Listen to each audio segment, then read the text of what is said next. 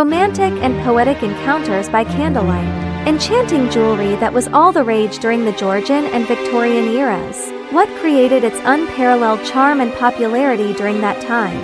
In this episode, we are going to unveil its mysterious allure. Join us as we delve into the past and present of old mine-cut diamonds.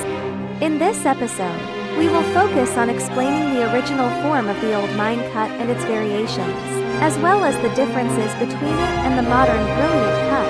First, let's understand the components of a faceted diamond. A diamond can be divided into three main parts: the crown, pavilion, and girdle. The crown refers to the upper half of the diamond, including the table, star facets, kite facets, and upper girdle facets. The pavilion refers to the lower half of the diamond, including the lower girdle facets, pavilion main facets, and culet. The culet is a feature unique to old cuts like the old mine cut and old European cut. The girdle serves as the boundary between the crown and pavilion, and it is commonly used to secure the diamond during setting. It also bears the GIA certificate number, which is the engraved code for the diamond certificate number. The characteristic features of the old mine-cut diamond can be summarized as follows.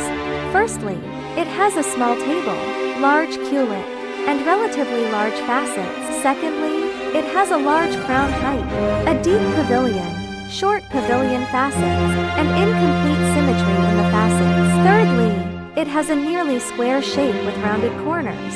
Therefore, we can easily see the differences between the old mine-cut diamond and the modern brilliant cut diamond. Let's take the old mine-cut and cushion brilliant cut as examples. Firstly, the old mine-cut has a culet, and the culet is relatively large, while the cushion cut does not have one. Secondly, the facets of the old mine-cut are generally larger, especially the pavilion facets, which are particularly prominent, but its table is smaller. The facets of the cushion cut are smaller and more delicate, but it has a larger table. Thirdly, the crown of the old mine cut is very high, while the crown of the cushion cut is lower. Apart from the classic cushion old mine cut, people nowadays are also gradually customizing and creating fancy variations of the old mine cut based on its preferences. For example, elongated cushion old mine cut, elongated oval old mine cut, old mine cut with lower crown, old mine cut with thick girdle, old mine cut with thin girdle, slender and linear culet, and oval-shaped culet that resembles a track and field track, among others. Therefore, when choosing an old mine cut diamond, there is no need to judge the quality of the diamond based on the 4C grading, as each old mine-cut diamond is unique and cannot be completely replicated in terms of its cut. Moreover, the rough diamonds used for old mine-style cutting are not overly white in color.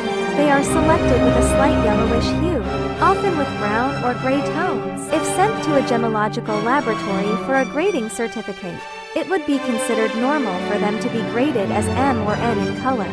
This episode is the final episode of the mysterious past and present of the old mine-cut series. Thank you for watching. Welcome to Fiorese Jewelry to consult and customize your own old mine-cut diamond jewelry.